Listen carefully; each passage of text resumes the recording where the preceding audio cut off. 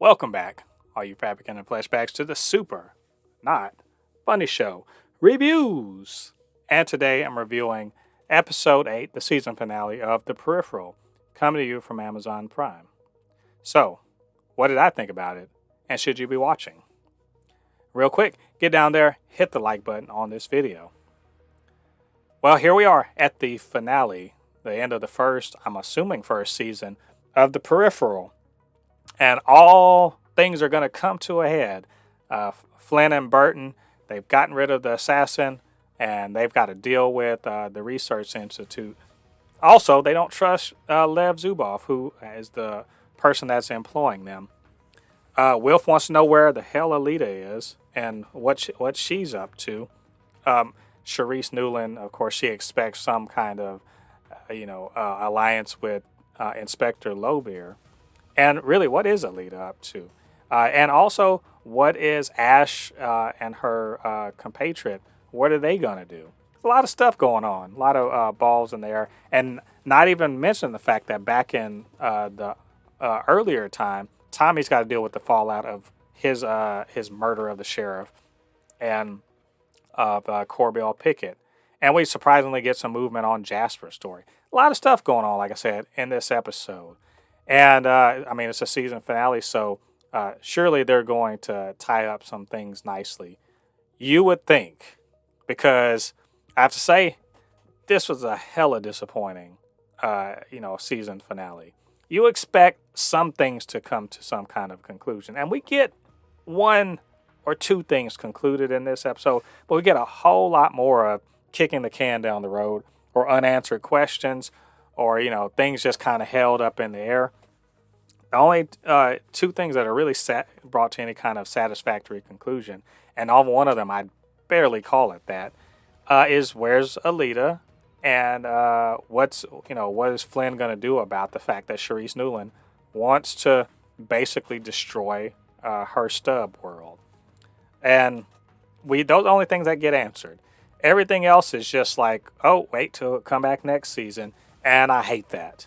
I don't hate this episode. I think it's cool in many ways, but I really feel like this was a 6th episode, not an 8th episode, because again, it doesn't. The thing is, it introduces some more things to be talked about in the second season, but it doesn't even draw some of the main things to a conclusion. Like for instance, Tommy goes and kills the sheriff and stages it to look like Bob the assassin did it, and theoretically kills Corbell Picket with, quote, the doodad. But he doesn't actually, do the smart thing of making sure he's dead. And so there's that hanging over him, that Corbell Picket knows who he is and what he's done, and that this cover-up may not necessarily work. You also have, the continuing, what's Lev Zubov? What's he, we know what he wants. He wants the data that's in Flynne's mind. But where does he end up in all of this? And in particular, how he's going to be using Ash and and their desire to get to the neoprims. All that. How's he using that to his advantage? No answers there. Ash, in this episode, she goes and makes an alliance with Charisse Nuland and basically gives her information she needs to decide to actually go through with killing, not just killing Flynne and Burton and all of their friends and everybody involved, but actually, trying to start the jackpot in that stub world. There's no more follow-up than that, except the fact that she just did that. So that's just another thing hanging, in the air. What's Lobeer's whole deal? She makes an alliance with, she doesn't want to be on Charisse Nuland's side, so she makes an alliance with, with Flynne, and helps her carry out her plan to basically self-sacrifice. But what's her plans? What is she actually up to besides just trying to get in the way of Lev Zubov and get in the way of the Research Institute? She's talking about let's go to work. Go to work doing what? What about all of the fact that you still got Burton and the rest of his squad back in the downtime, and the only Flynn's not there anymore.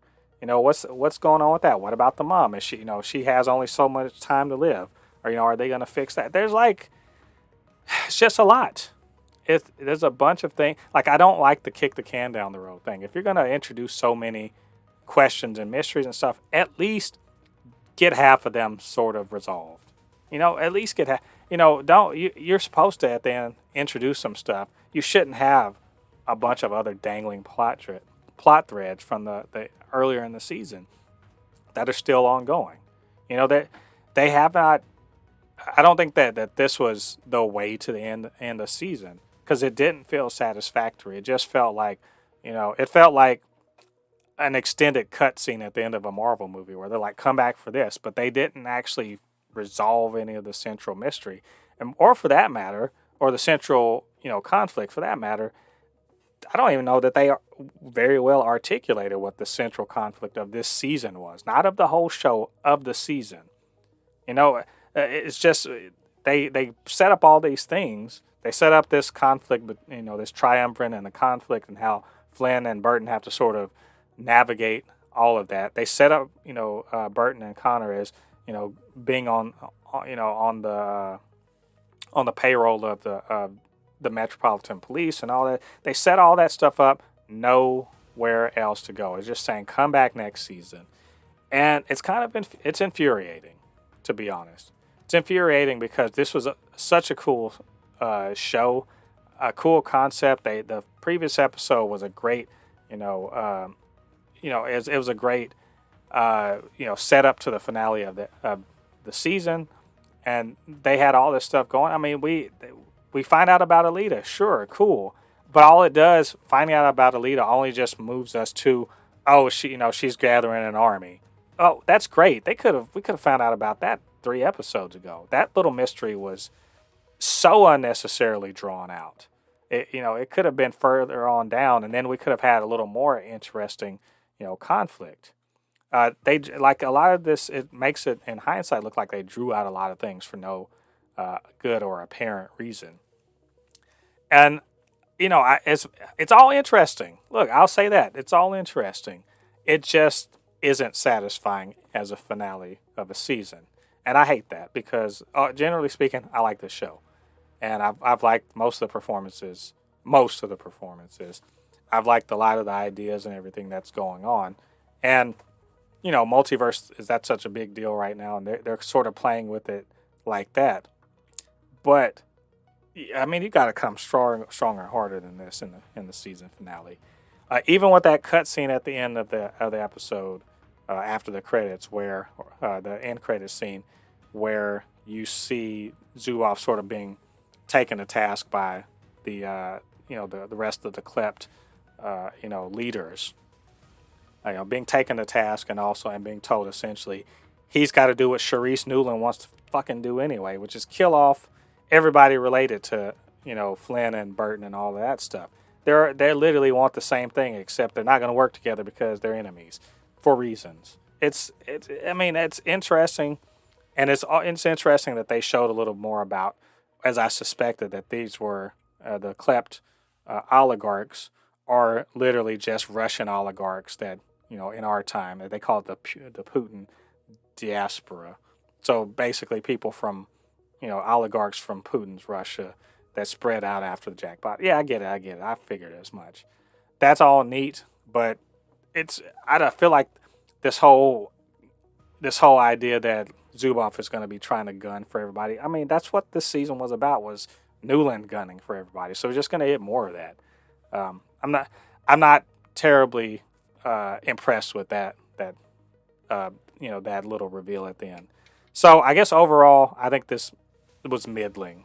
It's just infuriating for not actually moving the ball too far down the goal to the goal line, and treading water a little bit, and being a lot of flash, but not a terrible amount of substance. And that's unfortunate. Again, this is a pretty cool show. So anyway, those are my thoughts on this episode. What do you guys think about it? What do you think about what I had to say? Get down to the comment section, leave your thoughts there, and of course, you can always hit me up, supernotfunnyshow@gmail.com, or at supernotfunnys1 on Twitter. And do me a favor, get down there, hit the like button on this video, and hit the subscribe and the notification bell. All that stuff helps with the algorithm so more people see this content and this channel. All right, all you Fabricants and Fleshbags, thanks for joining me on this review. Come back to the channel. Plenty more reviews coming in the future. Till then, I've been Mo de Poupée, your resident fabricant and comic extraordinaire on all things pop culture. And I'll see you guys on the other side of the thread. Peace.